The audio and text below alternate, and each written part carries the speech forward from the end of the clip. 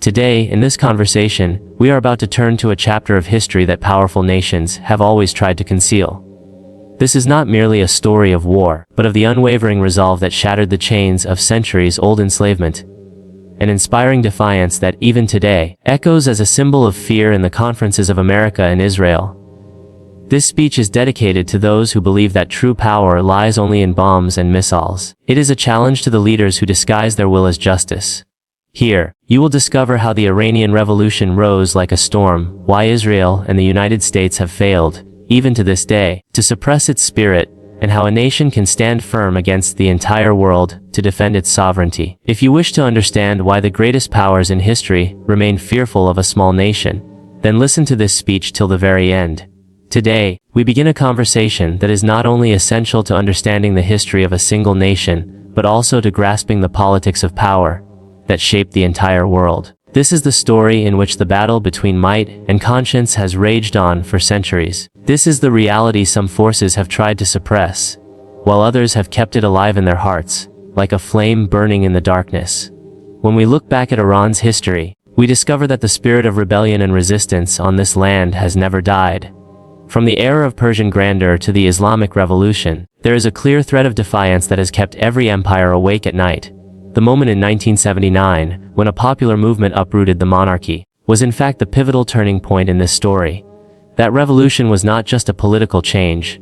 It was the proclamation of a collective consciousness. We are a free nation. We alone will decide our destiny. But this declaration was intolerable to the world's great powers. America, proclaiming itself the champion of justice and democracy, has, from that very day, remained entangled in conspiracies to break Iran's independence. Israel has been its constant ally in this effort. Israeli intelligence services and the American CIA together designed countless schemes to weaken the revolution, isolate its leaders, and sow despair among the people. Yet the question remains, why did they fail? Why, after 45 years, does Iran not only remain but has become an enduring symbol of resistance? There is only one reason: the people's struggle and the faith that unites their hearts. When Iran was subjected to crushing economic sanctions, even then, this nation raised its technology and economy from the ground up. It faced hunger, pressure, and war, but never compromised on its nuclear program or its defensive capabilities. This very spirit is the single greatest failure of America and Israel's plans. Honorable ladies and gentlemen, history has seen many moments when it seemed Iran would finally break apart. When the Iran-Iraq War began, cities were devastated for 8 long years. Millions were martyred, and millions more were displaced. But did Iran surrender? No! This nation suffered oppression but never became subjugated. The struggle of the Iranian people was not only against their enemies, but also against their own weaknesses. They turned education and technology into their weapons. They unlocked self-sufficiency in science, medicine, and nuclear research. And today, this self-reliance has become the greatest threat to America and Israel, because they know that as long as Iran remains strong, their influence in the Middle East will continue to be challenged. Now, let us speak of the dangers of the modern era. Dangers no longer limited to cannons and tanks. War is no longer fought merely with explosives.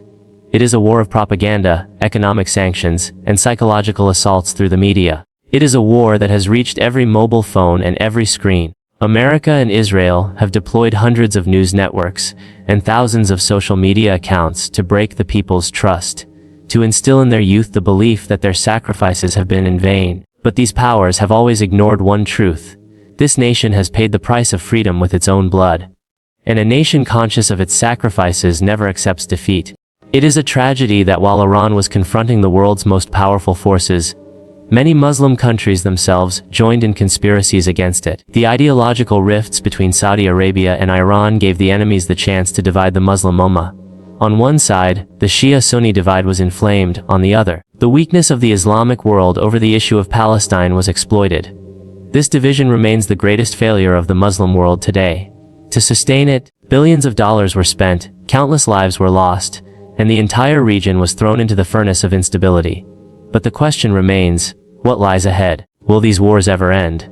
Will Muslims ever find unity? Will Iran and its rivals ever reach an understanding? Or will this enmity drag the world toward another great war? Only time can answer these questions. But one thing is certain: if the Iranian nation preserves its independence, if it passes the spirit of resistance to future generations, then the coming days will rise as a new challenge for the world's most powerful empires. This speech is not merely a recollection of history. It is a reminder that the true source of power lies in the unity and resolve of the people. It is a lesson: when a nation's youth, its scholars, its farmers, and its soldiers unite behind a single purpose, no force on earth can enslave them. And it is a declaration: if Muslims can overcome the weaknesses within their own ranks, neither America will be able to suppress them, nor Israel will be able to claim dominion over their destiny. In today's world, if there is any conflict that inspires the greatest fear, it is the conflict over nuclear threats. And whenever the subject of Iran's nuclear capabilities arises, there is a visible unease in the eyes of the entire world. For years, Israel and the United States have repeated the claim that Iran's nuclear program is not merely about energy or scientific progress, but conceals military objectives. And based on this claim, they have imposed the harshest sanctions, attempted to cripple Iran's economy, and relentlessly waged propaganda campaigns against it on the international stage. But the truth is that, for Iran, nuclear research has become not simply a matter of weapons but a symbol of dignity and national sovereignty. This nation observed that those countries possessing nuclear capability are never directly attacked. Perhaps for this very reason, Iran resolved not to let the sacrifices of its generations go to waste and, despite every pressure, continued its nuclear research. It is equally important to understand that Israel is not merely America's ally. It is their eyes and ears throughout the entire region. Israel fears that if Iran becomes a nuclear power, its own military superiority in the Middle East will come to an end. For years, Israel has relied on its secret arsenals and American support to keep the region under its control. The Israeli government has tried to convince the international community that a nuclear Iran would become the world's greatest threat. But here lies the question: does Israel itself not possess nuclear weapons? Why has no Western power ever imposed sanctions on Israel's nuclear arsenal? Why is Israel granted impunity after every violation, while Iran must pay the price simply to survive? These are questions that should trouble the conscience of the world. Now let us turn to America's strategy. On the one hand, America claims to be the foremost champion of democracy. On the other, it seeks to make the lives of Iran's people so difficult that they grow disillusioned with their own system. The real purpose of these sanctions is to exhaust ordinary citizens, so they become preoccupied with mere survival, and ultimately rise up against their own government. This is the same formula America applied in Venezuela, Cuba, and Iraq. But in Iran this plan failed, because here, there exists an emotional bond between the religious leadership and the people. Whenever the enemy increased its pressure, the people put aside their internal differences and stood united behind their government. This is the spirit that America has never truly understood, because it believes only in financial and military power, and in its worldview, there is no place for the spiritual strength of nations. Friends, although Iran's resistance has been unparalleled, the most tragic aspect of this story is that the majority of the Muslim world has remained mere spectators in this struggle. Some countries openly supported the policies of America and Israel, while others simply stayed silent. There came a time when Saudi Arabia and certain Gulf states attempted to portray Iran as a threat to the entire Muslim world. This propaganda served only the interests of the enemy, because when Muslims stand against one another, they automatically diminish their own strength. Today, if the issues of Kashmir, Palestine, and Yemen remain unresolved, it is fundamentally because of this division. Today, we face dangers far beyond cannons and tanks. In the modern era, the war of information has become the deadliest weapon. America and Israel have deployed millions of fake accounts, fabricated news sites, and cyber attacks against Iran. These propaganda campaigns have tried to influence Iran's youth, to make them lose faith in their leadership. Fake videos, false news, and seeds of doubt have been spread across the internet, all to weaken national unity. Yet time and again, the Iranian people have proven that when it comes to their dignity and survival, truth and solidarity become their greatest strength. This is why all the tools of artificial intelligence and propaganda lose their power when a nation keeps the spirit of sacrifice and self-respect alive. Honorable ladies and gentlemen, the question is, what comes next? Will Iran complete its nuclear capability? Will Israel or America decide to launch a direct attack? Or will a new nuclear agreement be forged? All these possibilities remain open. But an even bigger question confronts us. What role will the Muslim world play in all of this? Will we forever remain divided at the hands of our enemies? Will our rulers continue to trade the honor of their nations for their own luxury and power? Or will the day finally come when Muslims will feel each other's pain as their own? History will judge us. And it will judge us based on the choices we make. Throughout history, there have always been only two paths: a life of dignity or a death of humiliation. For half a century, Iran has declared that it will never accept disgrace. Sometimes this declaration resounds in the chants of people on the streets. Sometimes it shines through the research of a university student. Sometimes it is written in the martyrdom of a soldier. That is why, whenever any power attacks Iran's survival, a strange and overwhelming wave of unity rises in its streets. People often ask, where does this unity come from? Why, despite so many hardships, does this nation never fall apart? The answer is very simple. It is the faith of this nation that binds their hearts together. The faith that tells them their land is no ordinary land. It is a sacred trust, guarded by the blood of martyrs who laid down their lives to protect its honor. Honorable ladies and gentlemen, it is crucial to understand that Western powers have always attacked the economies and technologies of nations. But they have never truly taken spiritual strength seriously. They believe that if you destroy a nation's economy, if you make it difficult for them to afford even a piece of bread, if you spread 1,000 lies against them, their hearts will eventually weaken. But in Iran this mindset failed miserably, because the youth here know that poverty is temporary, but once dignity dies, it does not return even in 100 years. This awareness is the real strength of this nation. It is this spiritual power before which even economic sanctions appear insignificant, and media propaganda loses its potency. Friends, we are now living in an era where nations are attacked not so much with bullets as with screens. A nation that cannot protect its own consciousness becomes the easiest prey for any conspiracy. Iran has faced precisely this form of attack. The world's major TV channels, thousands of websites, and millions of social media accounts were all deployed to plant the idea in the hearts of Iran's youth that their government is oppressive, their sacrifices are meaningless, and their revolution is nothing but the ambition of a few men hungry for power. But this, too, became one of the greatest failures in history, because Iranian youth did take information from the internet. But they made their judgment based on the consciousness and experience of their nation. They understood that if their government were to weaken, the powers waiting to plunder their land would never leave again. This awareness alone rendered the West's most advanced propaganda weapons ineffective. Honorable listeners, if we look honestly at our own history today, one thing becomes absolutely clear: the greatest weakness of Muslims has always been their internal division. The enemy has divided us by nationality, by sect, by race, and by language, and this division has eaten away at our collective consciousness like termites. Divisions were inflamed between Iran and Saudi Arabia. Syria and Iraq were plunged into civil war. Egypt and Libya were weakened. None of this happened by accident.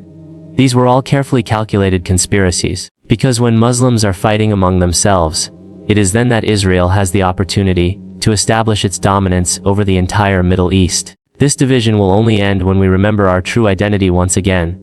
Honorable ladies and gentlemen, some people say that relations between Iran and America can now improve. Some say that the nuclear deal will be revived. But the real question is, has America's intention truly changed? Has it finally recognized Iran as an equal power? Or will its friendship be as conditional as its enmity?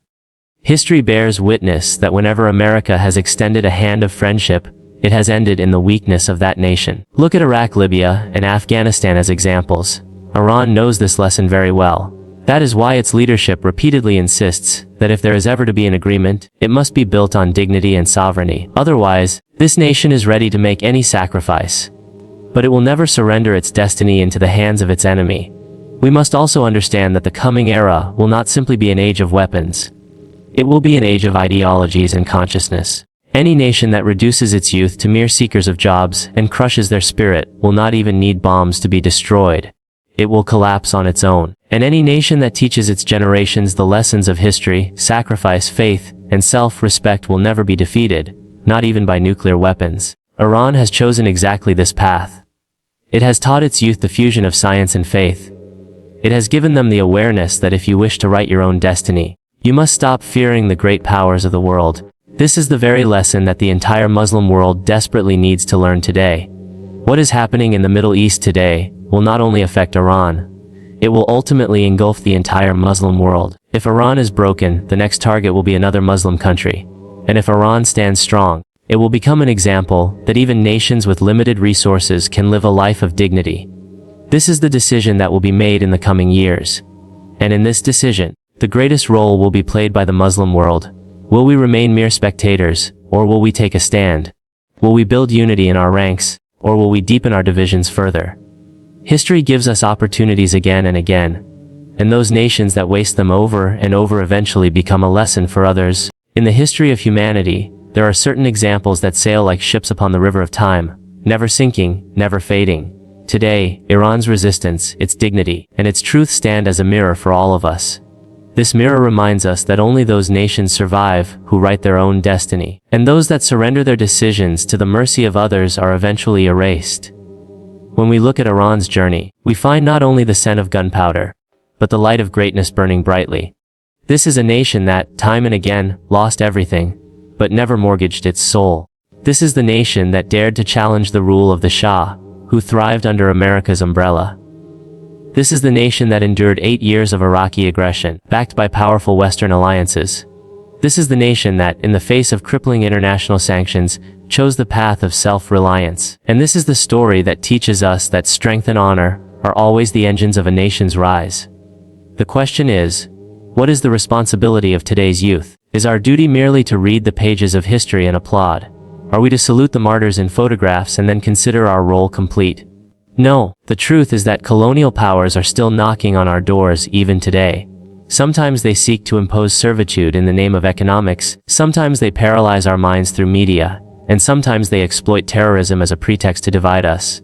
If we fail to understand these tactics, then tomorrow our own lands will be auctioned off, our generations will fuel these endless wars, and our consciousness will be distorted in the factories of artificial intelligence. This is the real challenge, the new face of modern warfare. Honorable ladies and gentlemen, remember, today's war is not fought with swords or cannons. It can be waged through a few words slipped into a social media post. It can be waged through a few videos that go viral on YouTube. It can be waged in an international conference, where truth is branded as falsehood and lies are declared as facts. If we cut our children off from their history, if we raise them to worry only about finding a job, if we sever ourselves from our essence, then our fate will be no different from Iraq, Libya, or Afghanistan.